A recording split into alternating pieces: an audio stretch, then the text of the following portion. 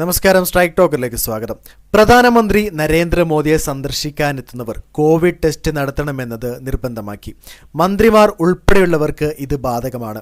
രാജ്യത്ത് കോവിഡ് കേസുകൾ വർദ്ധിക്കുന്ന പശ്ചാത്തലത്തിലാണ് തീരുമാനം. ഇന്ന് വൈകിട്ട് ഡൽഹി മുഖ്യമന്ത്രിയും പാർട്ടി എംപിമാരും MLA-മാരും ഉൾപ്പെടെ 70 BJP നേതാക്കൾ പ്രധാനമന്ത്രിയെ കാണാനായി സമയം നിശ്ചയിച്ചിരുന്നതാണ്.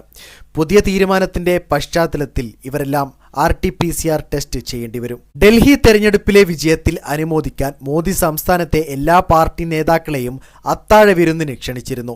ഇന്ന് വൈകിട്ട് 7:30 വിരുന്ന് സംഘടിപ്പിച്ചിരിക്കുന്നത്.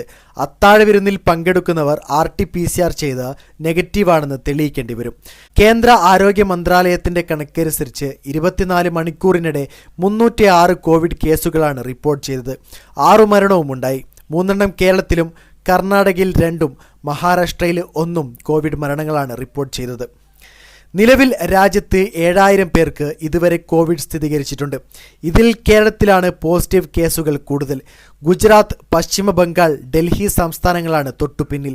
കോവിഡ് വ്യാപനം മുന്നിൽ കണ്ട് രാജ്യത്ത് തയ്യാറെടുപ്പുകൾ നടത്താനുള്ള മോക്ക് ഡ്രില്ലുകൾ സംഘടിപ്പിച്ചു.